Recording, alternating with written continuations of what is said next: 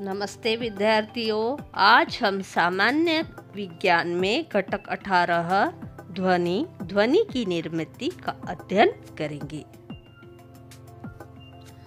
दोनों हाथों से ताली बजाई, किसी वाद्य यंत्र को बजाया, फटाका फोड़ा, बंद दरवाजे पर हाथ से जोर से मारा, पेन के ढक्कन की सहायता से सीटी बजाई, मोबाइल बजते समय उस पर हाथ रखा, घंटी पर आघात करते ही आवाज निर्माण हुई, धातु के किसी बर्तन के गिरने से आवाज उत्पन्न हुई, आकाश में बिजली चमकी, ध्वनि चालू रहते समय स्पीकर पर हाथ रखा।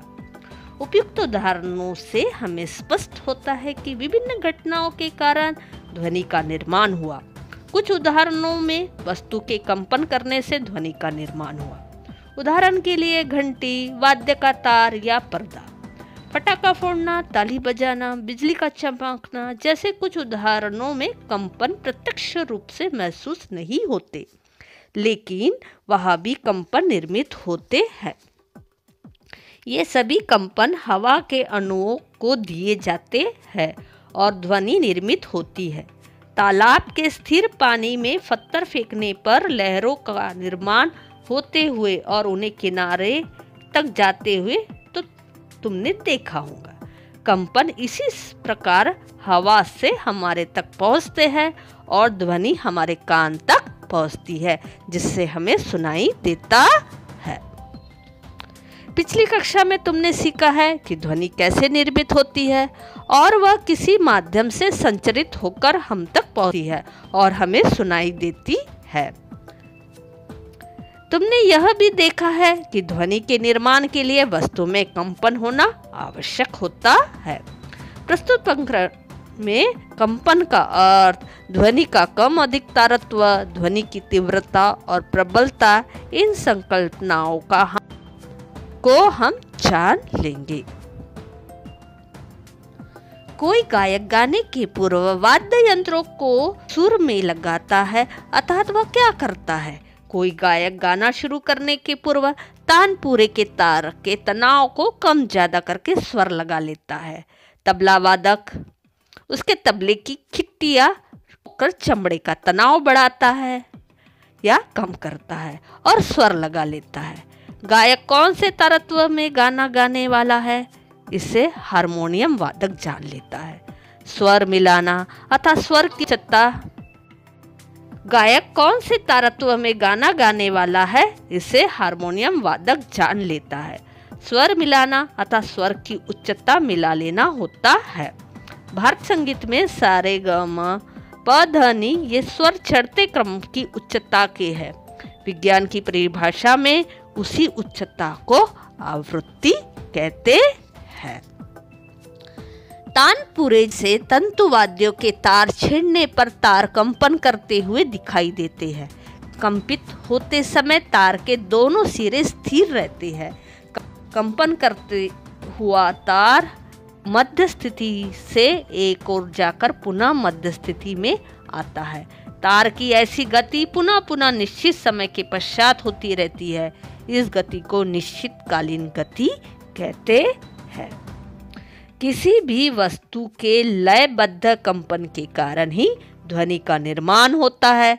जितने समय तक वस्तु में कंपन होते हैं, उतने ही समय तक ध्वनि सुन सकते हैं, किंतु कंपित वस्तु को हाथ लगाने से कंपन रुकते हैं और ध्वनि सुनाई देना बंद हो जाती है। कई बार हमें कंपन नजर आते हैं, परंतु कई बार कंपन इतने सूक्ष्म होते हैं कि वे आंखों से दिखाई नहीं देते।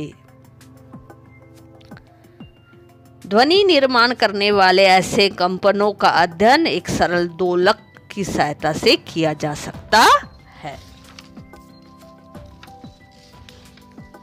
दोलक, दोलन और दोलन गति। बगीचे में झूला झूलते हुए बच्चे तुमने देखे होंगे। ऐसे झूलते हुए झूले की गति गौर से निरीक्षण करो। बगीचे में एक झूले के पास जाकर उसके स्थिर होने की स्थिति के नीचे की जमीन पर चिन्ह बनाओ। तुम इस चिन्ह को झूले की मध्य स्थिति कह सकते हो। अब झूले को जोर से झूला दो और झूले का निरीक्षण करो। झूला एक सिरे से दूसरे सिरे की ओर जाते हुए पुनः पुनः मध्य स्थिति पार करता हुआ दिखाई देगा। इस प्रकार पुनः पुनः आगे पीछे जाने वाला झूला एक दोलक है। झूलने वाला झूला एक सिरे से दूसरे सिरे तक जाकर जब पुनः पहले सिरे पर आता है तब झूले का एक दोलन पूर्ण होता है। मध्य स्थिति में से पुनः पुनः आगे पीछे होने वाली गति दोलन गति होती है। चीनी मिट्टी की या स्टील की खाली कटोरी लो, चित्र में दिखाए अनुसार उस पर एक रबड़ बैंड तान कर लगाओ। अब रबड़ बैंड को झटका दो। कम अधिक बल का उपयोग करके यह कृति बार बार करो। यह करते समय रबड़ बैंड अधिक से अधिक कहाँ तक खींचा जा सकता है उसका निरीक्षण करो। आने वाली ध्वनि को नोट करो और साथ में दी गई आकृति से तुलना करो। रबड़ बैंड को तानकर छोड़ देने पर वह उसे कंपन प्राप्त होते हैं। साथ में दी गई आकृति से कंपन की तुलना करेंगे। जब रबड़ का मूल स्थिति ए से रबड़ खींचा जाता है तब वह स्थिति बी में आता है। इस समय रबड़ वक्र स्थिति में आता है। मूल स्थिति अर्थात ए से रबड़ के खींचे जाने तक अर्थात तक की अधिक से अधिक दूरी को कंपन का आयाम कहते हैं। जब रबड़ पर अधिक बल लगाया जाता है तब वह अधिक खींचा जाता है अर्थात आयाम बढ़ता है। छोड़ दिए जाने पर ऐसे रबड़ पर कम बल लगाने पर वह कम खींचा जाता है तब आयाम कम होता है। ऐसे समय आवाज भी कम आती है। लगभग आधा मीटर लंबाई का एक पक्का धागा लो। उससे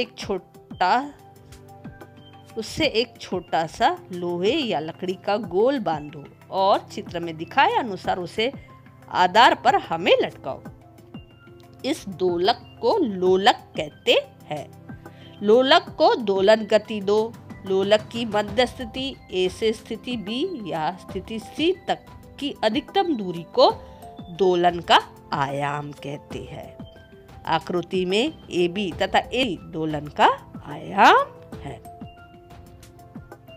क्या तुम जानते हो, खींची हुई रबड़ को छोड़ देने पर वह मूल स्थिति में आता है। इस गुणधर्म को प्रत्यास्थता कहते हैं। खींचे गए रबड़ बैंड में कंपन निर्माण होते हैं तब प्रत्यास्थता कार्य करता है। लोलक का दोलन होते समय पृथ्वी का गुरुत्वाकर्षण बल कार्य करता है। दोलक का दोलन काल और आवृत्ति। लोलक को एक दोलन पूर्ण करने के लिए लगने वाले समय को लोलक का दोलन काल कहते हैं। पिछली कृति में दोलक की खींची हुई स्थिति बी से मूल स्थिति ए तक और वहां स्थिति सी तक व पुनः ए की ओर तथा ए से पुनः बी स्थिति तक B A C A B दूरी तय करने के लिए लगे समय को दोलक का दोलन काल टी कहते हैं। दोलक द्वारा एक सेकंड में पूर्ण किए दोलनों की संख्या को दोलक की आवृत्ति कहते हैं। आवृत्ति n बराबर 1/, दोलन का दोलन काल t बराबर 1/t। एक सेकंड में पूर्ण किए दोलनों की संख्या को आवृत्ति कहते हैं। आवृत्ति की इकाई हर्ट्ज है। उदाहरणार्थ 1 हर्ट्ज का अर्थ है 1 सेकंड में 1 दोलन। 100 हर्ट्ज अर्थात 1 सेकंड में 100 दोलन। प्लास्टिक की एक स्केल को चित्र में दिखाए अनुसार टेबल पर ऐसे दबा कर रखो कि स्केल का अधिकतर भाग बाहर रहे। अब तुम्हारे मित्र को स्केल का खुला भाग नीचे की ओर दबाकर छोड़ने के लिए कहो। तुम स्केल के उस बिंदु को उंगली से दबाओ जिसके कारण स्केल की आवाज बंद हो जाए। अब स्केल को 10 सेमी अंदर लेकर पुनः वही कृति करो। पहली और दूसरी आवाज में आने वाले अंतर को नोट करो। आवृत्ति और आवाज की उच्चता में अंतर आता है, उसे भी ध्यान में रखो। स्केल के खुले भाग की लंबाई कम करने पर क्या होता है उसे नोट करो। ध्वनि का उच्च और निम्न तारत्व। चित्र में दर्शाए अनुसार लगभग 80 से 90 सेमी लंबा और 5 सेमी चौड़ा एक तख्ता लो। उसके दोनों सिरों के पास कुछ सेमी दूरी छोड़कर 2 कीले हथौड़े की सहायता से ठोको। उन 2 कीलों के बीच एक पतली तार खींचकर पक्की बांधो।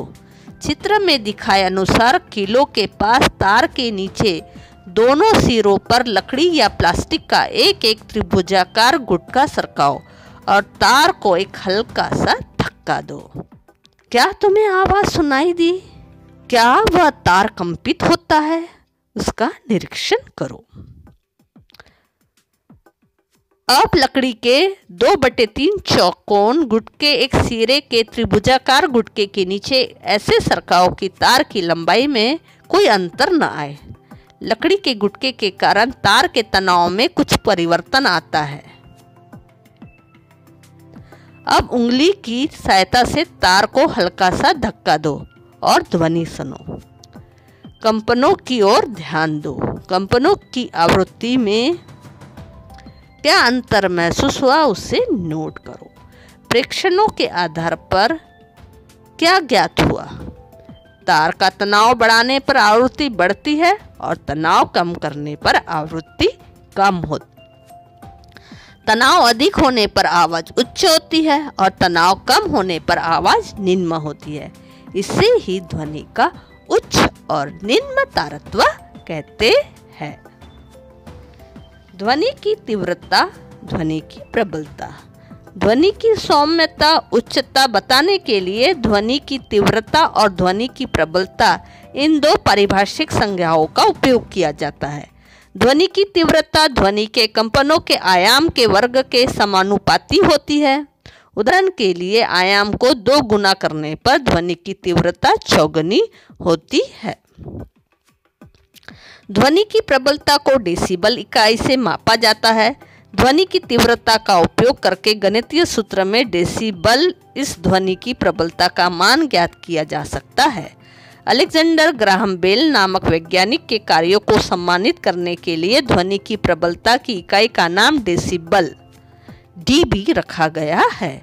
यदि ध्वनि की तीव्रता 10 गुना बढ़ती है तो ध्वनि की प्रबलता 10 डीबी में बढ़ती है।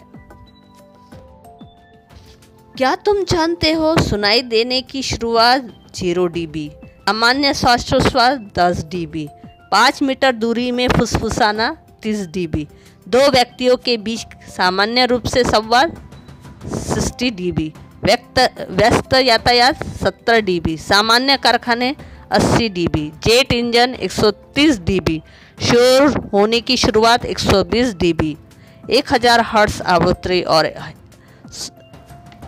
100 डीबी से अधिक प्रबलता की ध्वनि के कारण सुनाई देने की क्षमता पर अस्थायी प्रभाव होता है। इस कारण कुछ समय तक बहरापन आ सकता है। विमान के इंजन के पास कार्य करने वाले को इसका अनुभव होता है। श्रव्य ध्वनि। मनुष्य को सुनाई देने वाली ध्वनि को आवृत्ति 20 हर्ट्ज से 20,000 हर्ट्ज के बीच होती है। हमारे कान को वही ध्वनि सुनाई देती है। अश्रव्य ध्वनि। हमारे दोनों हाथों की होने वाली हलचल, वृक्ष के पत्तों से गिरने से होने वाली हलचल। क्या तुमने इनकी आवाजें सुनी है? 1 सेकंड में 3-4 बार दोलन हो। इस अनुसार लोलक को झुला दो और कुछ आवाज आती है तो उसका निरीक्षण करो। 3 से 4 दोलन 1 सेकंड में अर्थात 3 से 4 हर्ट्ज आवृत्ति की ध्वनि है। मनुष्य 20 हर्ट्ज से कम आवृत्ति की ध्वनि नहीं सुन सकता है। ऊपर दिए गए उदाहरणों में दोलन तो हुआ पर ध्वनि सुनाई नहीं दी। इसका अर्थ है ध्वनि 20 हर्ट्ज से कम आवृत्ति की है। जिस ध्वनि की आवृत्ति 20 हर्ट्ज से कम होती है उस ध्वनि को अश्रव्य ध्वनि कहते हैं। 20 हर्ट्ज से कम आवृत्ति की ध्वनि व्हेल मछलियाँ, हाथी, गेंडा इन प्राणियों के द्वारा निकाली जाती है। पराश्रव्य ध्वनि। 20,000 हर्ट्ज से अधिक आवृत्ति वाली ध्वनि को पराश्रव्य ध्वनि कहते हैं। इस प्रकार की ध्वनि को मनुष्य सुन नहीं सकते परंतु कुछ प्राणी उदाहरणार्थ कुत्ता इन ध्वनि को सुन सकता है। पराश्रव्य ध्वनि के उपयोग घड़ियों के सूक्ष्म भाग और आभूषणों की स्वच्छता के लिए होता है। शरीर के अंदर के भाग देखने के लिए होता है। मस्तिष्क की गांठ पहचानने के लिए होता है। धातु के दोषों को पहचानने के लिए होता है। रडार तंत्र में इसका उपयोग होता है। कुछ सूक्ष्मजीव और कीटकों को मारने के लिए होता है। समुद्र का तल या जहाज की स्थिति पहचानने के लिए सोनार प्रणाली का उपयोग किया जाता है। धन्यवाद।